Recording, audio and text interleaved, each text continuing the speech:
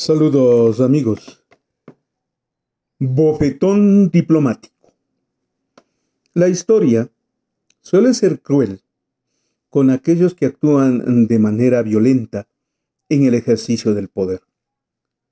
Y el presidente Daniel Noboa, a lo largo de estos 12 meses en los que ha intervenido en condición de gobernante del Ecuador, junto con su canciller, Gabriela Sommerfeld, dejan un paso, una estela de actos violentos, atrabiliarios, autoritarios, arrogantes, prepotentes e inútiles, que le terminan generando un bofetón diplomático tan crudo como difícil de asimilar, el recibido tras la 29ª Cumbre Iberoamericana de Presidentes y Jefes de Estado, que se ha cumplido en Cuenca entre el 14 y 15 de noviembre del 2024. Sí, señor, queda para la historia. Queda para la historia que esta no es la cumbre que menos presidentes ha tenido. Porque qué cruel ha sido mirar cómo le trataron con desprecio a Daniel Noboa sus pares iberoamericanos. Eran 22 los invitados, los jefes de Estado de todas las naciones del continente. Pero, uno por uno, se fueron decantando, yéndose, justificando su ausencia. En un caso concreto, como México, era evidente que por el ataque recibido, del que vamos a hablar más adelante, no iba a venir. El otro, por los ataques constantes y los exabruptos de la señora Sommerfeld en contra de Venezuela, tampoco estaba previsto que vengan. Y mucho menos Nicaragua, con quien el Ecuador ha roto relaciones de manera inexplicable. Tampoco era posible esperar la presencia de Cuba. Digamos que hasta ahí, de los 22, esos 4 mandatarios no tenían para qué llegar. Sin embargo, los 18 que quedaban, sí. Los 18 que quedaban tenían que concurrir a una cita que no fue resultante del gobierno de Daniel Noboa, ni tampoco del presidente Guillermo Lasso. Esas cumbres se anticipan cada 4 años. Quizás en los tiempos de Moreno algo se habrá planteado. Pero el país mira con asombro cómo esos 20 mandatarios, 20, no llegaron por una razón u otra. Finalmente, Daniel Noboa se quedó, él como jefe de Estado anfitrión y el presidente de Andorra, el presidente de Portugal. Pare de contar. Pare de contar. Ninguno de los mandatarios que fueron invitados quisieron decirle las verdaderas razones por las que no venían, pero no vinieron. En algunos casos mandaron a delegados. Creo que tan solo 2 o 3 cancilleres llegaron a la cumbre. Los demás tampoco vinieron y no justificaron su ausencia. Ahí, lamentablemente entra en juego el papel disimulado de mandar a un delegado de menor rango, que en el fondo es una ofensa en términos diplomáticos para tal nivel y altura de la cumbre. No vinieron los jefes de Estado, no vinieron aquellos que les correspondía representar a sus naciones. Y entonces más de uno dirá, pero vino el rey de España. Es una figura decorativa la del señor rey de España como tal, Felipe VI. No sirve de nada su presencia. Como nunca ha servido, por cierto. ¿Para qué viene? Para un acto decorativo. igual que su papá cuando venía a las cumbres a generar problemas en estados de BODs o qué sé yo. Aquí lo crítico, lo grave, es que a más de no venir los jefes de Estado,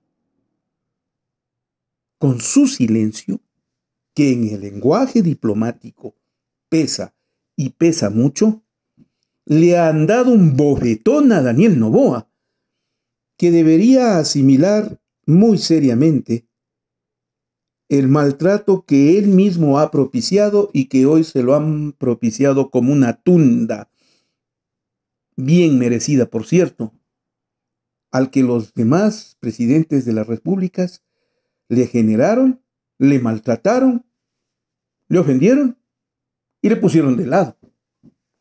Ah, no, ¿cómo se les ocurre? No es cierto tanto. Y entonces los defensores del presidente Noboa tratan de encontrar justificaciones, pero disculpen, en la diplomacia mandan mucho los gestos, las palabras, las firmas y el silencio.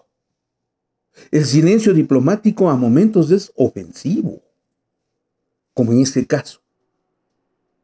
Y para muestra un botón, por lo menos los 19 jefes de Estado que de alguna manera confirmaron su ausencia, diciendo no vamos por tal o cual motivo, está bien, cualquier motivo es válido, lo vamos a entender.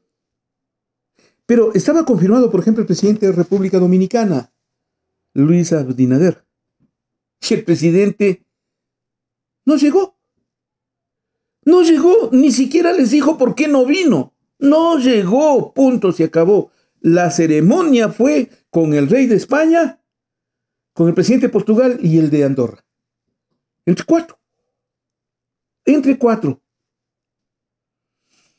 El bofetón diplomático que le han dado al presidente Noboa tiene una explicación única y verdadera. Es el rechazo, es el repudio a un presidente violador del derecho internacional. No le dicen de frente, presidente Noboa, nunca le dirán que no vinieron por eso. Pero sepa usted que en la comunidad internacional las resoluciones, las acciones, las decisiones y el consenso que se consigue alrededor de una posición siempre suele empezar en todos esos foros.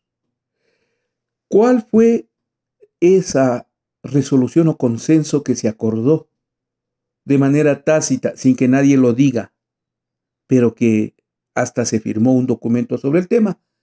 Pues es la posición asumida por todo el continente, por América, frente a su acto de haber asaltado la embajada de México en Quito el 5 de abril de 2024. El haber maltratado con los botudos que ingresaron a la fuerza a patadas de manera violenta por las paredes como delincuentes comunes, por orden suya, para maltratar al señor ministro jefe de misión diplomática Roberto Canseco. Y de paso, llegar al extremo violento de arrasar con el derecho diplomático de asilo y sacar a rastras, secuestrar y convertirle en preso del Estado ecuatoriano al ingeniero Jorge David Glass Espinel. Grave, gravísima circunstancia. Toda América le condenó, a excepción de El Salvador. Toda América le condenó, señor presidente Noboa. Y el consenso de ese día, ese a 16 de abril del 2024, comenzó a tejerse o entretejerse en las acciones pertinentes que la diplomacia mexicana ha llevado adelante en conversación con sus pares. Más de un país se sintió ofendido por lo que el presidente Noboa hizo con México. Más de una nación reclamó. Y como no es posible salirse del ámbito de lo que manda el derecho internacional y la diplomacia para castigar un acto tan violento y tan cruel como el del presidente Noboa, para eso los silencios cuentan, como les digo. Y entonces, aquí viene la parte. Nunca le dijeron al presidente Noboa que sí frente a su cumbre iberoamericana. Es conocido que la Cancillería hizo todo lo posible y hasta lo imposible por conseguir confirmaciones de algún jefe de Estado.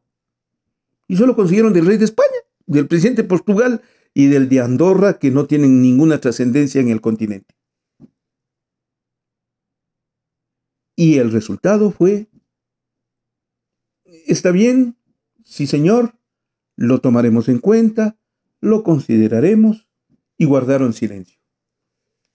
Pero estoy más que seguro, y tengo la certeza de decir lo que he dicho.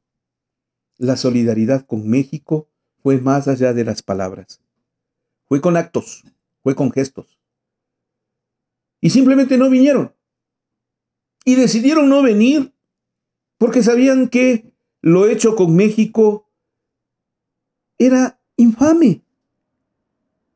Fue indebido.